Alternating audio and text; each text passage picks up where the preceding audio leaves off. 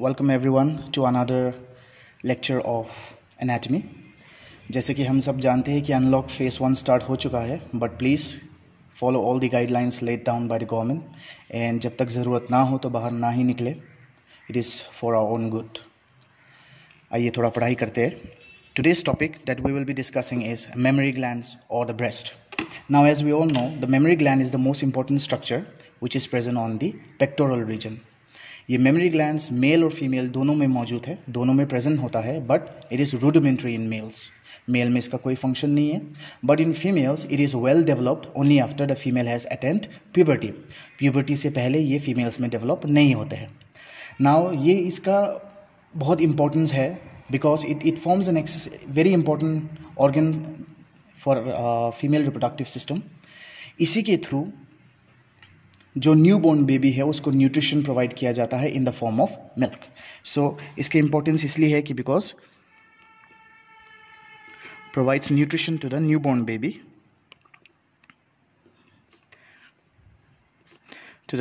Baby, in the form of milk.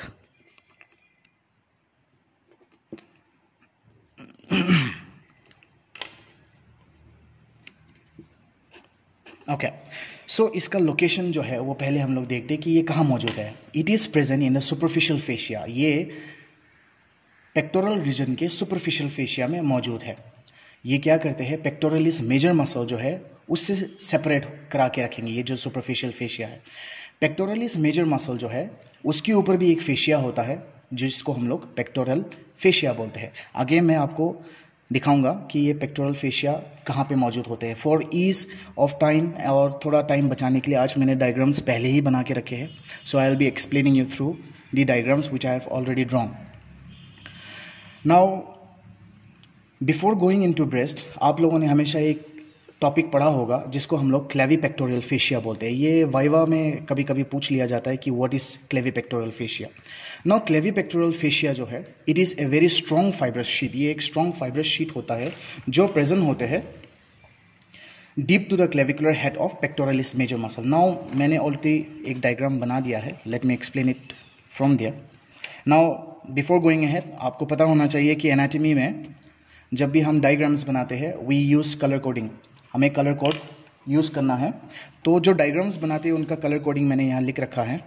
Artery के लिए हम लोग हमेशा रेड कलर इस्तेमाल करते हैं, वेन के लिए वी यूज़ ब्लू, नर्व के लिए we use yellow, lymphatics, ligaments या फिर टेंडन्स जो होते हैं उनके लिए हम लोग ग्रीन यूज़ करते हैं, एंड मसल्स के लिए we use brown. So this is the colour coding for diagrams. इसको प्लीज़ याद कीजिएगा, और एग्जाम्स में जब भी आप डायग्राम्स बनाते हैं please try to follow this. Now what is clavipectoral fascia? जैसे कि बोल रहे हैं कि clavipectoral fascia is a strong fibrous ligament या फिर एक शीट है which is present deep to the clavicular head of pectoralis major muscle. Now यहाँ पे देखिए, this is the pectoralis major muscle. ये जो मसल बना के रखा है this is the pectoralis major muscle, pectoralis major muscle. Now pectoralis major muscle, जैसे कि हम सब जानते हैं कि पेक्टोरलिस मेजर मसल के दो हेड्स होते हैं, एक क्लेविकुलर हेड होता है और एक स्टर्नल हेड होता है। मतलब पेक्टोरलिस मेजर मसल का जो ओरिजिन है वो क्लेविकल से भी होता है और हमारे स्टर्नम से भी होता है। तो ये पेक्टोरलिस मेजर का जो क्लेविकुलर हेड है उसमें प्रेजेंट होता है, उस एरिया में मौजूद होता है। और क्लेविकल और ये जो छोटा सा मसल आपको दिखाई दे रहा है this is the pectoralis minor muscle. तो पेक्टोरलिस मेजर मसल आगे है, पेक्टोरलिस माइनर मसल पीछे है। तो क्लेविपेक्टोरल शीट जो है या फेशिया जो है ये क्या करता है, ये क्लेविकल, ये जो बोन दिख रहा है आपको ये क्लेविकल बोन है। क्लेविकल बोन और पेक्टोरलिस माइनर मसल के बीच में जो स्पेस है उस स्पेस को ये फिल करता है। What is clavipectoral fascia? Clavipectoral fascia एक strong fibrous sheet है जो clavicular head of the pectoralis major muscle के डीप में मौजूद है। देख सकते हो आप, डीप में मौजूद है, और clavicular bone और pectoralis minor muscle के बीच में जो स्पेस है उसको ये फिल करके रखता है। इसका अगर हम लोग एक्सटेंड देखेंगे तो वर्टिकल एक्सटेंड, ऊपर से लेके नीचे का जो एक्सटेंड है आप देखिए, क्लेविकल बोन का जो ये इन्फीरियर सरफेस है इस इन्फीरियर सरफेस से ये एक्सटेंड हुआ है और नीचे हमारे इस एक्सिलरी फेशिया, ये जो फेशिया दिख रहा है आपको, इस एक्सिलरी फेशिया पे जाके मर्ज हो गया है। मतलब it extends vertically from the clavicle above up till the axillary fascia below. So इसका एक्सटेंशन क्या है, clavicle above to axillary fascia below. ठीक है, तो जैसे एक्सटेंशन हो रहा है आप देख सकते हो क्लेविकल के बिल्कुल नीचे हमारा जो वर्टिकल में जो अबव ये जो शीट है, ये जो फेशिया का जो अपर पोर्शन है, फेशिया का अपर पोर्शन जो है यहाँ पे स्प्लिट हो गया है और यहाँ पे एक छोटा सा मसल को एंक्लोज कर दिया है। इस मसल का नाम है सबक्लेवियस मसल। तो ऊपर सेक्शन में हमारा जो शीट है या ये फेशिया है, it splits to enclose a muscle known as the subclavius muscle. और उसके नीचे भी आप देख सकते हो कि ये जो फेशिया है ये फिर से स्प्लिट हो गया है और एक छोटा सा मसल फिर से एंक्लोज किया है, वो है पेक्टोरलिस माइनर मसल। तो हम इजीली ये बोल सकते हैं कि क्लेविपेक्टोरल फेशिया जो है ये 2 मसल्स को एंक्लोज कर रहे हैं, 2 मसल्स को ये एंक्लोज करता है। 2 मसल्स एंक्लोज्ड। कौन कौन से मसल है? अबव में हमारे पास सबक्लेवियस मसल है। ये सबक्लेवियस मसल आप लोग क्लेविकल की इंफीरियर सरफेस में देखोगे, उसमें एक ग्रूव होता है सबक्लेवियन ग्रूव, उस सबक्लेवियस वहाँ पे हमारा ये सबक्लेवियस मसल मौजूद होता है। और दूसरा मसल जो है ये है pectoralis minor muscle, pectoralis minor muscle. इन दोनों मसल्स को हमारा क्लेविपेक्टोरल फेशिया एंक्लोज करता है। तो बहुत बार वाइवा में ये पूछा जाता है कि स्ट्रक्चर्स बताइए, what are the structures which pierces the clavipectoral fascia.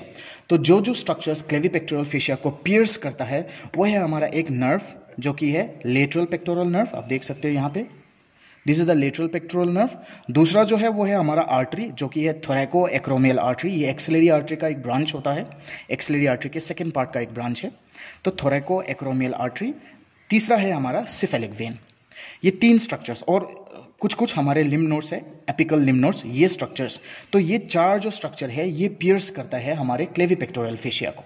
सो कौन कौन से स्ट्रक्चर है? Lateral pectoral nerve, थोरैको acromial artery and cephalic vein and apical limb nodes.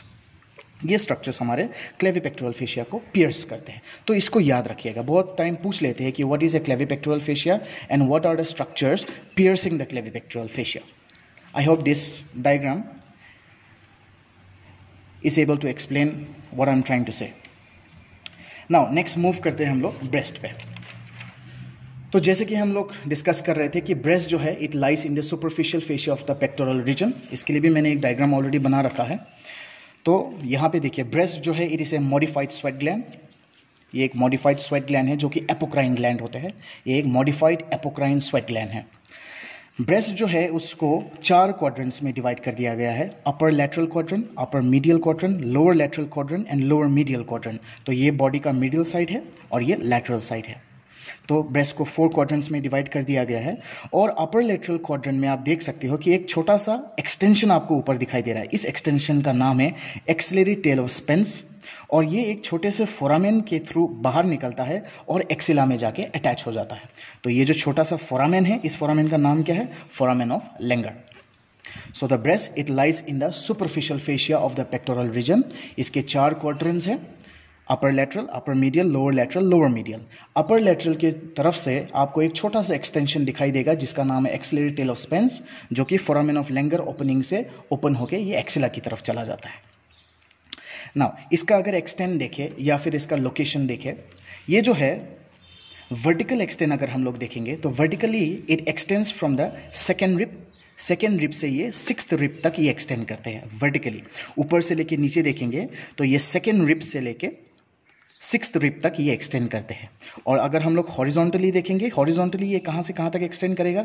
ये lateral border of the sternum से लेके मिड एक्सिलरी लाइन, ये axilla के centre से एक लाइन खींचा गया है जिसको मिड एक्सिलरी लाइन बोला गया है। तो lateral border of the sternum से लेके मिड एक्सिलरी लाइन तक इसका हॉरिजॉन्टल एक्सटेंड है और सेकेंड रिब से लेके 6th रिब तक इसका वर्टिकल एक्सटेंड है। तो this is the extension of the breast.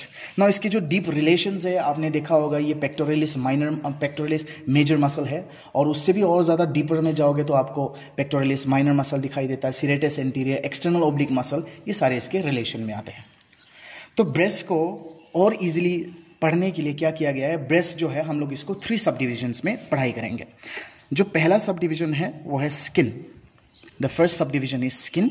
दूसरा सब डिविजन जो है पेरेन्काइमा, और याद रखिएगा इसी पेरेन्काइमा को हम लोग मेमोरी ग्लैंड बोलते हैं। इसी पेरेन्काइमा को हम लोग मेमोरी ग्लैंड बोलते हैं। एंड तीसरा जो है स्ट्रोमा, जो उसको सपोर्ट प्रोवाइड करता है। आइए देखते हैं व्हाट इज स्किन, या फिर क्या क्या कंस्टिट्यूट होता है स्किन में। नाउ स्किन में दो इंपॉर्टेंट स्ट्रक्चर्स आपको दिखाई देते हैं। सबसे पहला तो ये है जिसको निपल बोलते हैं हम लोग। This nipple is present basically in the fourth intercostal space. Nipple में स्किन में दो इंपॉर्टेंट स्ट्रक्चर्स होते हैं, जिसमें से सबसे पहला जो है वो है निपल।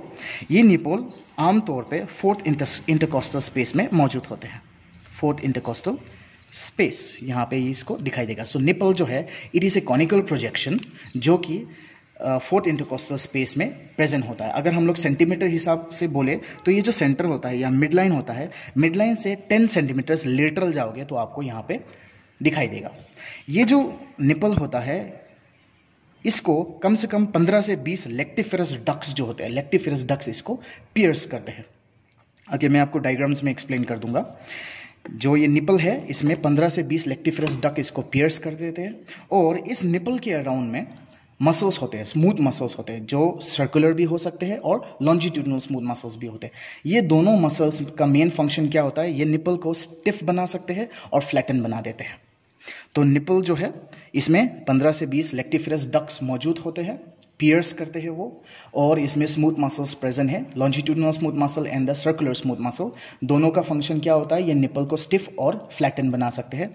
याद रखिए निपल जो है it is richly supplied by nerves. पूरे ब्रेस्ट में निपल्स जो है उसका सबसे ज़्यादा सेंसिटिव पार्ट है। Nipple is the most sensitive part of the breast because of a large number of nerve supply. बहुत रिच होता है ये नर्व सप्लाई में, इसलिए ये बहुत सेंसिटिव होता है। और जो दूसरा स्ट्रक्चर है, इस निपल का जो बेस है, मतलब इसका जो बेस है उसमें आपको एक डार्क एरिया दिखाई देता है जो कि पिगमेंटेड होता है। The skin surrounding the base of the nipple, आप देख सकते हैं ये पिंकिश, थोड़ा देखिए इसमें मैं रेड से कर देता हूँ फिलहाल के लिए। ये जो एरिया है इसके बेस में जो स्किन आपको दिखाई दे रहा है ये एक पिगमेंटेड एरिया होता है, और इस एरिया को हम लोग बोलते हैं areola. This is an pigmented area, और इस एरिया में बहुत सारे मॉडिफाइड सेबेशियस ग्लैंड्स होते हैं। बहुत सारे मॉडिफाइड सेबेशियस ग्लैंड होते हैं, मॉडिफाइड सेबेशियस ग्लैंड्स यहाँ पे बहुत सारे प्रेजेंट होते हैं, जो कि प्रेगनेंसी और लैक्टेशन के दौरान ये एनलार्ज हो जाते हैं। यहाँ पे बहुत सारे एनलार्ज हो जाएंगे और इसमें ट्यूबरकल्स बनाना शुरू कर देते हैं, जिसको हम लोग रेस्ड ट्यूबरकल्स ऑफ मोंटगोमेरी बोलते हैं। Raised tubercles of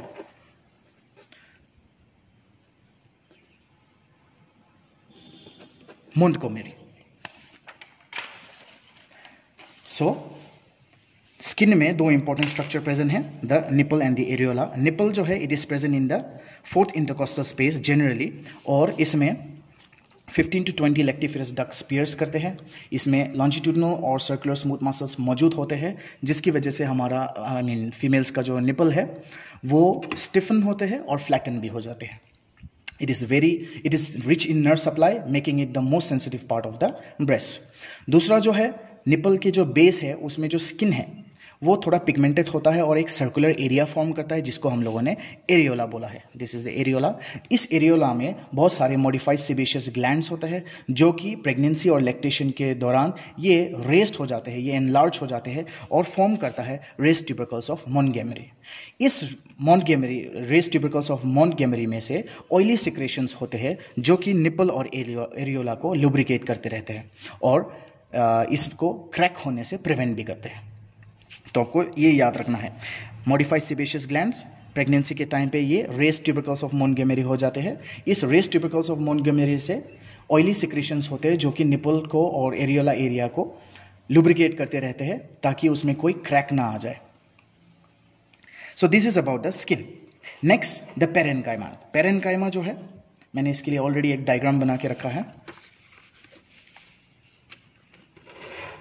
okay, so this is the structure of the breast. अच्छा, एक चीज़, ये जो ब्रेस्ट होता है, जैसे कि हम लोग बोल रहे हैं कि it lies in the superficial fascia.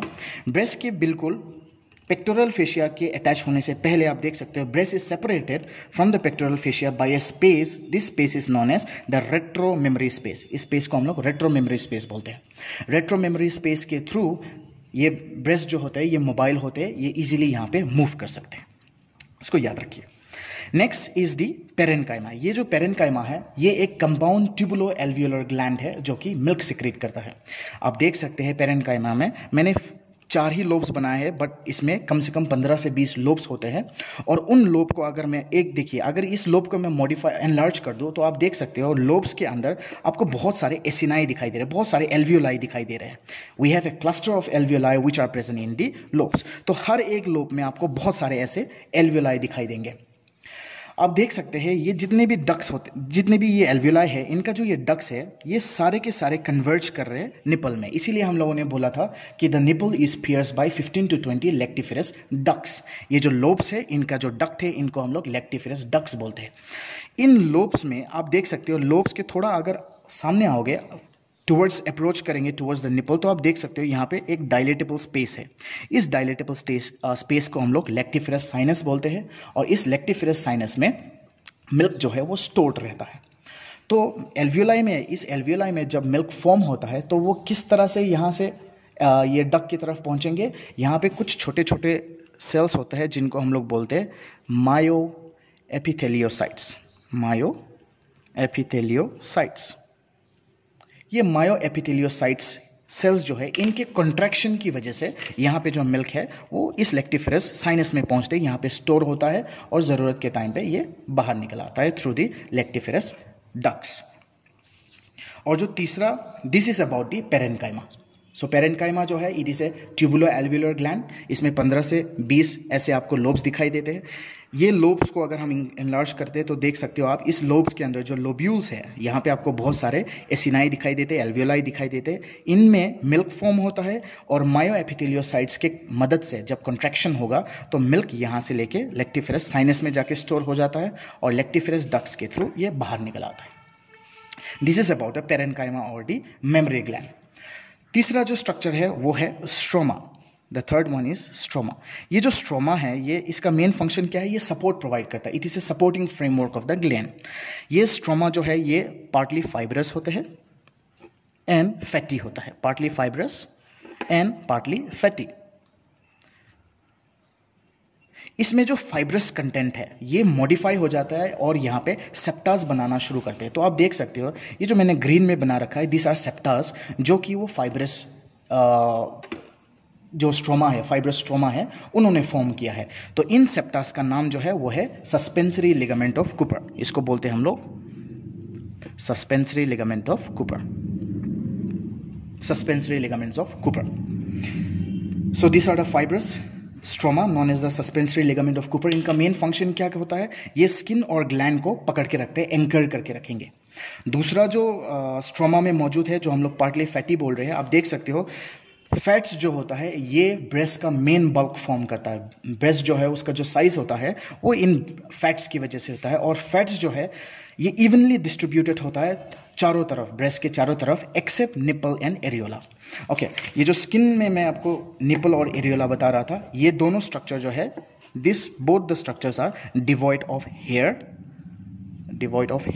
And fatless, devoid of fats. इन दोनों में हेयर भी नहीं होते और ये फैट्स भी नहीं होते। तो यहाँ पे जो आप स्ट्रोमा में जो फैटी स्ट्रोमा देख रहे हो, ये पूरे ब्रेस्ट में ऑब्वियसली डिस्ट्रीब्यूटेड है इक्वली, बट और मेन बल्क फॉर्म कर रहा है, लेकिन ये एल्वियोलाई और जो निपल है उसमें डिस्ट्रीब्यूटेड नहीं होता है। So this is about the structure of the breast. Structure of the breast में हम लोगों ने स्किन पढ़ा है, जिसमें आपने स्किन पढ़ा है, जिसमें 2 स्ट्रक्चर्स देखे हैं हम लोगों ने फीचर्स, एक है निपल और दूसरा है areola. Next we have the parenchyma, जिसमें आपने लोब्स देखे 15 से 20 लोब्स, जहाँ पे जो क्लस्टर ऑफ एल्वियोलाई मौजूद है, और वहीं पे हमारे मिल्क जो है फॉर्म होते रहते हैं। एंड तीसरा जो है वह है स्ट्रोमा, जो इसको एंकर करके रखेंगे अपने रिस्पेक्टिव प्लेस में। नेक्स्ट जो इसमें हम लोग देखेंगे वो है blood supply. Now the blood supply of the breast जो है, it is richly vascular structure, तो it is supplied by 3 arteries. जो मेन आर्टरी इसको सप्लाई करेगा वो है द सबक्लेवियन आर्टरी। मैं इधर लिख देता हूं, सबक्लेवियन आर्टरी इसको सप्लाई करता है, सबक्लेवियन आर्टरी। थ्रू इसके ब्रांच का नाम कौन है, जो सबक्लेवियन आर्टरी है जो ट्रांसफर करता रहेगा वो है हमारा internal thoracic artery. So the first artery supplying the breast is the internal thoracic artery. Internal thoracic artery, ये इंटरनल थोरैसिक आर्टरी जो है ये सबक्लेवियन आर्टरी का ब्रांच है. This is a branch of subclavian artery. दूसरा जो इसको supply करता है ब्लड वो है ब्लड सप्लाई जो मिलता है वो है lateral thoracic artery. Lateral thoracic artery, फिर superior thoracic artery, lateral and superior thoracic artery, और एंड थोरैको एक्रोमियल आर्टरी, जिसको हम लोग एक्रोमियोथोरैसिक भी बोल सकते हैं या thoraco acromial artery. Thoraco acromial artery, ये तीनों जो ब्रांचेस है ये हमारे एक्सिलरी आर्टरी के ब्रांचेस है. This are the branches of axillary artery. और जो तीसरा इसको ब्लड सप्लाई प्रोवाइड करता है वो है पोस्टीरियर इंटरकोस्टल आर्टरीज. तो इसका ब्लड सप्लाई बहुत स्ट्रॉन्ग है. Posterior intercostal arteries, intercostal arteries. So it is supplied by three arteries. The internal thoracic artery, it is a branch of the subclavian artery. Lateral thoracic artery, superior thoracic artery, and thoracoacromial artery, it is a branch of the axillary artery and posterior intercostal arteries. ये तीनों arteries मिलके breast को blood supply देते हैं. इसका जो Venus supply, ये तो आर्टेरियल सप्लाई हो गया. इसका जो वीनस सप्लाई है या वीनस ड्रेनेज है, वीनस ड्रेनेज में ये जो आर्टरीज के नाम है इन्हीं को ही फॉलो करते हैं. लाइक इंटरनल थोरैसिक वेन हो गया, lateral thoracic when, superior thoracic when, ये सारे वेन्स जो है इसको वीनस ड्रेनेज प्रोवाइड करेंगे, यही से ड्रेन करके ले जाएंगे. So this was about the blood supply. इसका जो नर्व सप्लाई है वो है 2nd to 6th intercostal nerves, वहाँ से इसको सप्लाई किया जाता है. इसका नर्व सप्लाई, ये भी एक नर्वस स्ट्रक्चर बहुत स्ट्रॉन्ग है. It is supplied by the 2nd to the 6th intercostal nerves. यहाँ मैं आपको यहीं पे लिख के दे देता हूँ.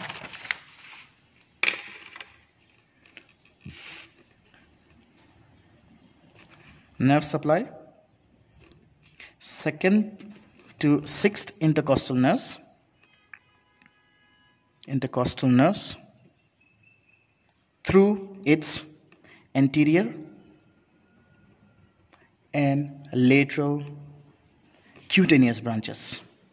जो इस 2nd और 6th इंटरकोस्टल नर्व्स के एंटीरियर और लेटरल क्यूटेनियस ब्रांच होते हैं, इनके थ्रू इसको नर्व सप्लाई प्रोवाइड किया गया है.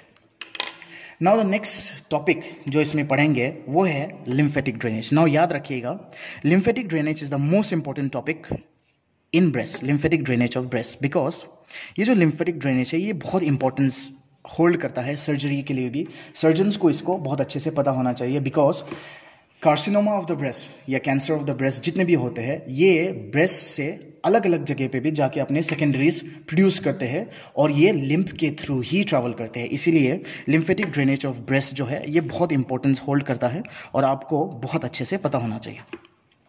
Now lymphatic drainage of breast जो है इसको ईजी करने के लिए इसको 2 डिविजन्स में पढ़ेंगे हम लोग. इसको 2 हेड्स में पढ़ते हैं, 2 हेड्स.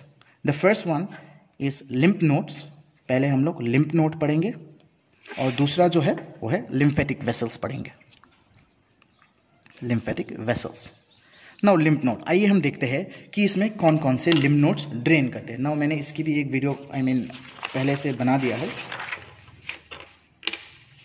नाउ जो पहला हमें देखना है वो है लिम्फ नोड्स. कौन कौन से लिम्फ नोड्स ब्रेस्ट को सप्लाई करते हैं. जो पहला लिम्फ नोड है वो है एक्सिलरी लिम्फ नोड्स. याद रखिए, मैं साइड में भी लिख देता हूँ. The first lymph node is the axillary lymph nodes. Axillary lymph nodes. और ये जो एक्सिलरी लिम्फ नोड्स है इसमें क्या क्या इंक्लूड होता है. इसमें इंक्लूड होता है apical group, central group, lateral group, anterior group and posterior group. मतलब ये पांचों के पांचों जो है हमारे एक्सिलरी लिम्फ नोड्स में आते हैं. एपिकल ग्रुप आप देख सकते हो, this is the apical group. Then we have the central group, the lateral group, the anterior group and then the posterior group. ये 5 जो ग्रुप्स है ये हमारे एक्सिलरी लिम्फ नोड्स में आते हैं. और इस एक्सिलरी लिम्फ नोड्स में भी एंटीरियर लिम्फ नोड्स जो एंटीरियर ग्रुप है इसमें सबसे ज़्यादा लिम्फ ड्रेन होता है. बाकी में भी डायरेक्टली और इनडायरेक्टली लिम्फ रिसीव करते हैं, लेकिन anterior group majority of the lymph receive करेंगे एक्सिलरी लिम्फ नोड्स में. दूसरा जो लिम्फ नोड है ये तो पहला लिम्फ नोड हो गया। दूसरा जो लिम्फ नोड है वो है जो हमारे इंटरनल थोरैसिक वेसल्स, यहाँ पे आपको पता है इंटरनल थोरैसिक रन करता है, तो इस इंटरनल थोरैसिक वेसल्स के सामने जो मौजूद है वहाँ पे ड्रेन होगा, तो वो है हमारे इंटरनल मेमोरी नोड्स, या फिर इसका अलग नाम एंटीरियर थोरैसिक नोड्स भी है। सो इंटरनल मेमोरी नोड्स या फिर द एंटीरियर थोरैसिक नोड्स, ये दूसरा लिम्फ नोड हो गया। और जो तीसरा लिम्फ नोड है वो है, जो लिम्फ होते हैं वो सुप्राक्लेविकुलर नोड्स है। सुप्राक्लेविकुलर हो गया, फिर डेल्टोपेक्टोरल हो गया, डेल्टोपेक्टोरल, फिर posterior intercostal nodes, posterior intercostal nodes, ये सारे हमारे तीसरे में आ जाएंगे। सुप्रा क्लेविकुलर आप देख सकते हो, क्लेविकल के बिल्कुल ऊपर है supraclavicular lymph nodes, then we have thoracic vessels के सामने the internal memory nodes, and then lastly we have the posterior intercostal nodes।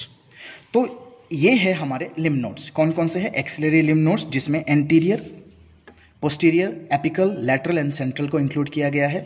Next में है इंटरनल मेमोरी नोड्स, एंड तीसरा है हमारा सुप्राक्लेविकुलर, डेल्टोपेक्टोरल, सुप्राक्लेविकुलर ये हो गया, deltopectoral this one, and then the posterior intercostal nodes. ये सारे हमारे लिम्फ नोड्स है जहाँ पे फीमेल्स के लिम्फेटिक ड्रेन होते हैं। नेक्स्ट जो है वो उसमें हम लोग पढ़ते हैं, ये तो हमारे लिम्फेटिक नोड्स हो गया है। नेक्स्ट जो है इसमें हम लोग पढ़ते हैं लिम्फेटिक वेसल्स। लिम्फेटिक वेसल्स जो है ये 2 पार्ट्स में डिवाइडेड है, superficial lymphatic vessels and deep lymphatic vessels. Superficial lymphatic vessels and deep lymphatic vessels.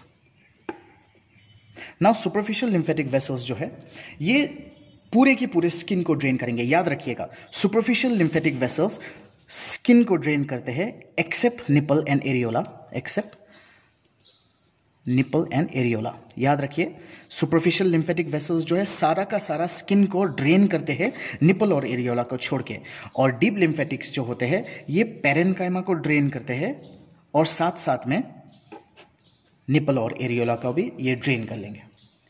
तो ये है हमारे लिम्फेटिक वेसल्स। इसको क्यों पढ़ना ज़रूरी है ये हम लोग क्लिनिकल में अच्छे से समझेंगे। तो this is all about the breast जो आपको पढ़ना है। सबसे पहले तो आपको पता होना चाहिए कि द ब्रेस्ट जो है it is divided into 4 quadrants, upper lateral, medial, lower lateral, lower medial. एक छोटा सा एक्सटेंशन है जिसको हम लोगों ने एक्सिलरी टेल ऑफ स्पेंस बोला है, और ये फोरामेन ऑफ लैंगर से बाहर निकल के एक्सिला में जाके अटैच हो जाता है। इसका जो एक्सटेंड है it extends from the second rib vertically, it extends from the second rib up till the 6th rib, and lateral horizontally जो है lateral border of the sternum से लेके मिड एक्सिलरी लाइन तक ये एक्सटेंड करते हैं। इसको हम लोगों ने 3 डिविजन्स में पढ़ाई किया है, skin, parenchyma and stroma. Skin में आपने निपल और एरियोला डिस्कस किया है, पेरेन्काइमा में हमने लोब्स देखे हैं, 15 से 20 लोब्स देखे हैं, और स्ट्रोमा में फाइब्रस, स्ट्रोमा में हम लोगों ने लिगामेंट्स ऑफ कूपर और फैट्स पढ़े हैं। नेक्स्ट में blood supply, it is supplied by the subclavian artery, the internal thoracic artery, through the internal thoracic artery. फिर एक्सिलरी आर्टरी के branches, the lateral thoracic artery, superior thoracic artery, and then the lateral thoracic, superior thoracic, and then the thoracoacromial artery, and lastly it is also supplied by the posterior intercostal arteries. Lymphatics में हम लोगों ने lymph nodes पढ़े हैं, the apical lymph nodes, axillary lymph nodes जिसमें anterior सबसे ज़्यादा importance hold करता है, next internal memory nodes and supraclavicular nodes. Now इसमें आपको कुछ इंपॉर्टेंस पता होना चाहिए। 75% ऑफ द लिम्फ जो है वो सारे के सारे जितने भी ब्रेस्ट के अराउंड में लिम्फ होते हैं वो सारे के सारे एक्सिलरी लिम्फ नोड्स में ड्रेन करते हैं 75%। ओनली 20% जो है it drains into the internal memory nodes, और 5% जो है it drains into the posterior intercostal nodes. ये आपको याद रखने हैं। नाउ ये जो लिम्फ नोड्स है ये कुछ हमारे ये इंटरनल मेमोरी जो नॉट इंटरनल मेमोरी जो ये सब पेरिटोनियल लिम्फ प्लेक्सिस है या फिर सब डायफ्रैग्मेटिक लिम्फ प्लेक्सिस है, जो डायफ्राम और पेरिटोनियम में जो लिम्फ नोड्स है उनके साथ भी कनेक्शन में रहता है। ना इसको याद रखिएगा, लिम्फेटिक्स ऑफ द ब्रेस्ट जो है वो सब पेरिटोनियल लिम्फ प्लेक्सिस या सब डायफ्रैग्मेटिक जो एब्डोमेन के होते हैं उनके साथ भी कनेक्शन होता है। आइए इसके कुछ अप्लाइड देख लेते हैं। अप्लाइड में सबसे इंपॉर्टेंट जो है वो आपको पता होगा, ब्रेस्ट जो है इसमें कार्सिनोमा बहुत ज़्यादा होता है, मतलब breast cancer. Breast cancer is very very common, carcinoma of the breast. Carcinoma of the breast, जो कि लगभग 40 से 60 ईयर्स ऑफ एज वाले फीमेल्स में ज़्यादातर होते हैं। ये कैसे होते हैं? जो लेक्टिफेरस डक्ट्स होते हैं उनका जो एपिथेलियल सेल्स है उनमें अराइज होता है। It arises in the epithelial cells of the lactiferous duct, epithelial cells of lactiferous ducts। और याद रखिएगा ये अपर लेटरल क्वाड्रेंट में सबसे ज़्यादा होता है। अपर लेटरल क्वाड्रेंट में जो हम लोगों ने यहाँ पे डिस्कस किया है, उसका जो शेप है ये अपर लेटरल, इस अपर लेटरल में मेजॉरिटी होते हैं। तो अपर लेटरल क्वाड्रेंट में सबसे ज़्यादा होता है। नाउ इसके कुछ कुछ सिम्टम्स होते हैं, साइंस एंड सिम्टम्स होते हैं। सबसे पहला क्या होता है? सबसे पहला तो ये होता है कि उसमें एक अपर लेटरल क्वाड्रेंट की तरफ एक हार्ड लंप फॉर्म होना शुरू हो जाता है। और याद रखिए this hard lump is painless, उसमें कोई पेन नहीं होता है। तो पेनलेस होने की वजह से बहुत सारे लोग, उनको पता भी नहीं होता है कि इसमें एक लंप फॉर्म हो गया है। तो ये बहुत ज़्यादा इंपॉर्टेंट है। दूसरा जो होता है, ये जो हम लोगों ने सस्पेंसरी लिगामेंट्स ऑफ कूपर बोला है, इन्हीं की वजह से ये जो ब्रेस्ट है ये अपने पोजीशन में रह रहे हैं। अगर suspensory of ligaments of Cooper में कैंसर सेल्स इन्फिल्ट्रेट कर जाएंगे तो ये जो ब्रेस्ट है ये इमोबाइल हो जाएगा, ये मूव नहीं हो पाएगा और ये फिक्स्ड हो जाएगा। तीसरा, ये जो स्किन है, इस स्किन में भी अगर मतलब infiltration of the suspensory ligaments, क्योंकि ये होल्ड करके रखेगा, ये स्किन जो है ये रिट्रैक्ट होना शुरू हो जाएगा। उसके बाद अगर लेक्टिफेरस डक्ट्स, ये जो लेक्टिफेरस डक्ट्स है, इन लेक्टिफेरस डक्ट्स में भी अगर कैंसर सेल्स आना शुरू हो जाएगा तो निपल का एक्सट्रैक्शन होना शुरू हो जाएगा, मतलब निपल का रिट्रैक्शन होना शुरू हो जाएगा। और याद रखिएगा निपल का रिट्रैक्शन होना ये एक साइन है कि कैंसर डेवलप हो रहा है। तो retraction of nipple is an important point. Retraction of nipple ये किसकी वजह से हो रहा है? ये हो रहा है infiltration of cancer cell in lactiferous ducts. Lactiferous ducts में इन्फिल्ट्रेट होने की वजह से निपल जो है रिट्रैक्ट कर जाएगा। तीसरा एक कंडीशन होता है जिसको हम लोग बोलते हैं peau d'orange. What is peau d'orange? बहुत वाइवा में पूछते हैं what is peau d'orange. Now यहाँ पे मैंने आपको लिम्फेटिक्स में बोला है, सुपरफिशियल लिम्फेटिक्स जो मैंने आपको बताया था कि this superficial they are two types of lymphatics, है ना। हम लोगों ने नोट्स पढ़े थे, एक लिम्फ नोड पढ़ा था और एक हम लोगों ने लिम्फेटिक्स पढ़े थे। तो वो जो लिम्फेटिक्स है सुपरफिशियल लिम्फेटिक, यहाँ पे मैंने आपको बोला था ध्यान देना कि सुपरफिशियल लिम्फेटिक वेसल्स जो है ये स्किन को ड्रेन करता है। नाउ अगर ये सुपरफिशियल लिम्फेटिक्स जो है अगर ये इन्फिल्ट्रेट हो जाएगा, मतलब सुपरफिशियल लिम्फेटिक्स में इन्फिल्ट्रेशन अगर होना शुरू हो जाएगा तो स्किन जो है ये ड्रेन नहीं होगा, है ना। तो इन्फिल्ट्रेशन या फिर ऑब्स्ट्रक्शन बोल दीजिए, obstruction not infiltration, obstruction of superficial lymphatics, superficial lymphatic vessels, superficial lymphatic vessels।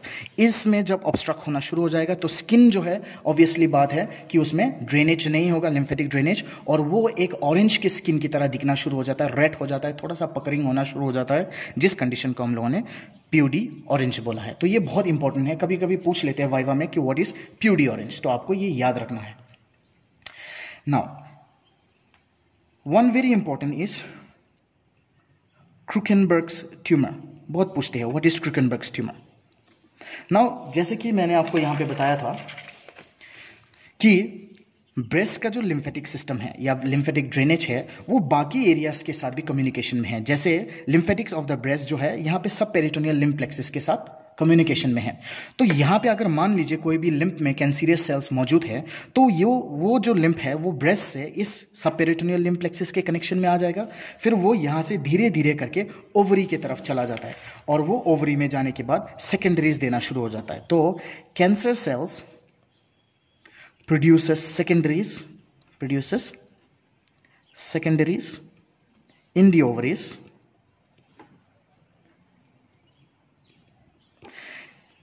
जो कि ब्रेस्ट से आया है ना। तो यहाँ पे सिंपली ये कहना चाह रहे हैं कि ब्रेस्ट का जो लिम्फ वेसल है जिसमें कैंसीरियस सेल्स मौजूद है ब्रेस्ट में, वो धीरे धीरे ये सारे पेरिटोनियल सब पेरिटोनियल प्लेक्सस और सब डायफ्रेगमेटिक प्लेक्सस के थ्रू नीचे नीचे जाते जाते ओवरी में जब चला जाता है और वहाँ पे सेकेंडरीज देते हैं तो उसको हम लोग क्रूकेनबर्ग्स ट्यूमर बोलते हैं।